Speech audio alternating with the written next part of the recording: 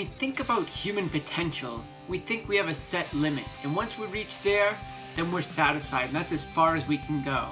However, what science and research is revealing is that our potential is far beyond what we think we're capable of. The human body is extremely adaptable, and so isn't the human mind. Some physical examples. In 1908, the Olympic marathon was won by a man named Johnny Hayes in a time of 2 hours and 55 minutes. And the newspapers at the time said that that was the most phenomenal race of the century.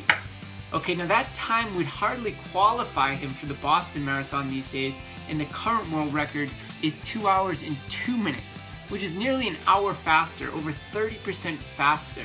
People are running the marathon these days. I mean, I think about in the diving events, double somersault was ruled out because it was too dangerous. I mean, 10-year-olds are doing this dive right now.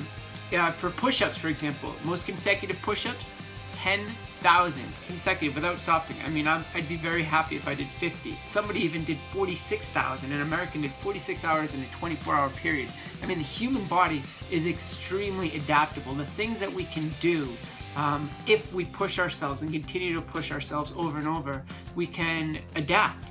And the same is true for the mind. You know, for example, the world record for blindfold chess.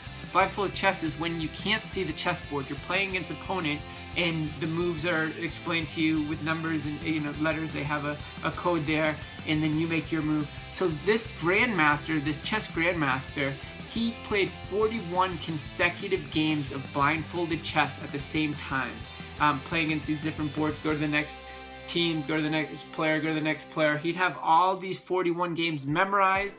He'd have all of his moves memorized, how it was set up, and he'd make the moves, and he won almost every one of those games, only lost one of those games of the 41. I mean, the human mind is extremely powerful, and it can adapt, you know, when we create these mental representations over and over again. I mean, you think about a big, long bunch of jumbles of letters all over the place. You know, you see hundreds of letters and you're like, that doesn't make any sense to me.